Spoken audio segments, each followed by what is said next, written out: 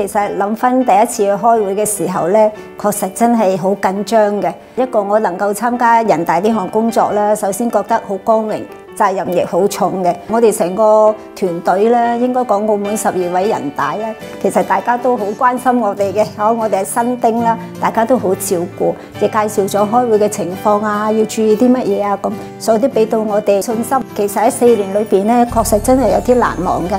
因為參加人大咧，確實一個要理職理責。作為一個工會工作者，咁我從參選咧開始，我自己就諗，我自己要發揮自己嘅一啲長處啦，自己嘅一啲經歷或者自己一啲經驗啦。咁所以喺4年嚟咧，我自己比較關心嘅就係勞工權益方面啦。因為國家而家正在處喺一個經濟嘅轉型啦、調整啦，咁職工都面對住不少問題嘅。一個就係要提升自己技能啦，適應呢個社會嘅要求、產業嘅變化啦。咁所以今年咧，我自己都會關注職工嗰個培訓啦。仲有咧，我亦好希望內地職工嘅培訓方面點樣可以同澳門打工仔嘅培訓提升咧，亦能夠結合起上嚟。我哋互相去取長補短啦，學習經驗啦。我相信呢度係有空間嘅。